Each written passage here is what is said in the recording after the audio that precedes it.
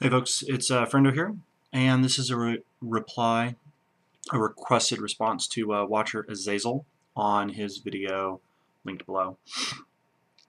The question being, if the Fed is not responsible for distributing new money, then who should have the responsibility? How can the system be sort of better structured to divvy up, to distribute newly minted money in a way that's more fair?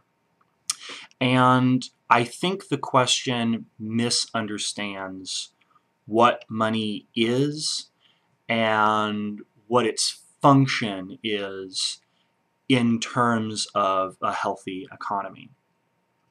So I'd begin by asking you to consider the question of why is it that new money is minted? Stop and think about that.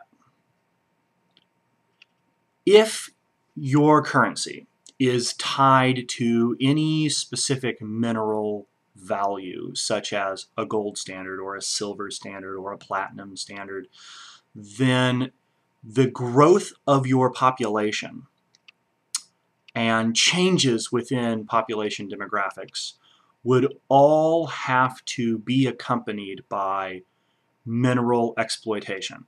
You would have to find new minerals. A vast virus database has been updated. Thank you. You would have to go find new minerals, acquire minerals from other countries, so on and so forth. There's always going to be a point at which you can no longer grow your money supply to match the growth of your population. And we're kind of getting to a point in global development where that kind of growth isn't something that can be relied on or even indicated as a sign of a healthy society. But economies are going to continue to grow. Even if populations are relatively stable, infrastructure will continue to be developed, technology will continue to be developed, there will be a growth in the economy. So for that reason, I don't favor, and I'll put it this way, a national currency that is tied to some sort of physical material value. And the thing that we need to remember when we're talking about money is that money in and of itself is not worth anything. It's what you exchange it for that has actual material value. As Adam Smith put it in the Wealth of Nations, that which is of most value to us is that which cannot be hoarded and must be consumed. Specifically, food. There's a certain amount of food that we are going to need to ingest to get through the day. And we use currency, something that has no real value for us, as a way of exchanging for perishable items that our lives, our existence actually depend on. And that's looking at economy in a very basic way. It has grown and proliferated, diversified, and become far more complicated from there. Now, in terms of as money is printed, where should it go? I think the answer is into a reserve. Even if currency value is tied to something like gold, we have a gold reserve. The problem with fiat currency is one of inflation. But the problem with currency that's fixed to permanent mineral wealth like gold is one of deflation. You can have inflation in that system as well, but you can get to the point where in order to keep the strength of your currency, you have to devalue the actual material that your currency is tied to. So then your money will have the same buying power in the market, but the gold or silver or whatever that the value of your money is tied to goes out of your country into other countries where they now own the material that your money is based on. And the whole point of having a system where there's an actual material that you can go to correspond to every dollar that you print is to stop that sort of thing from happening. It's the idea being that people will not borrow, people will not create debt that they cannot repay. But history, economic history, doesn't indicate that was the case. Now, an alternate system that you can use is competing currencies or complementary currencies. That is, you have banknotes insured by private banks. You have treasury bonds, essentially dollar bills, that are insured by local municipal offices. They end up having limited viability outside of a single town, a single city. So you would get cities that are very large and have an international banking footprint.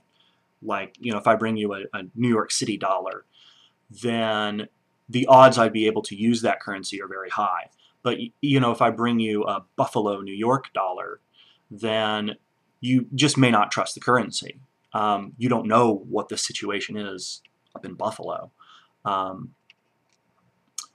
And similarly with banks, why there are stores that don't accept out-of-town checks. And that's why we have a national currency, or that's what it gives us. That's the advantage it gives us in terms of conducting our lives. And I would say that all things considered, all factors considered, it is better to have a national fiat currency. Other systems have been tried before. For example, minting a complementary currency, which is just like wooden tokens that can only be used to buy food. And that's been used at various places, like in London, for example, in the past, centuries past.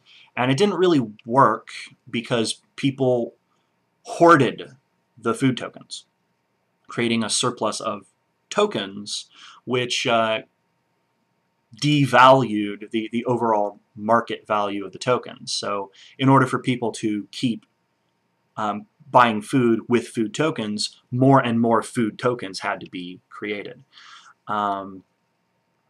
So, I mean, these are all the factors that have to come into account in terms of asking, what do we do with excess money? If we just give it out to people, to society in large, without any thought to market forces of how people can command important economic fulcrums when you distribute money evenly, well, it ends up creating a tragedy of the commons, where people just throw their money into different market segments and break the balance. The reason why people who are rich tend to get better access to money through positive interest rates, rates of return, and so forth, is because there is some material industry, industrial goods like warehousing, like the actual storage space, the actual buildings, or machinery that creates industrial processes. Well, they own them. They keep them safe, make sure that they exist, that they can be used, and that's what they get their positive return of interest on. Now, everyone has access to the negative return interest And that's where new money gets introduced into the system through debt. You take on debt, you are taking money out of the reserve, putting it into circulation, consistent with whatever your personal goals are. That's how money comes into the system. There is a penalty associated with taking money out of that reserve, but it's necessary that that be possible so that the economy can continue to grow as I described. So I think for the moment, for the foreseeable future, we're really kind of stuck with the system that we have. Because I think what will allow us to grow into whatever is beyond capitalism is going to require people operating more honestly, more openly, corruption in the public sector, cronyism, all of these things sort of going away. The best tool we have to make that happen is freedom of information through the internet, through dialogues that people have on a daily basis, through the power to very rapidly debunk claims that people make, the level of scrutiny that public and private offices are subjected to these days.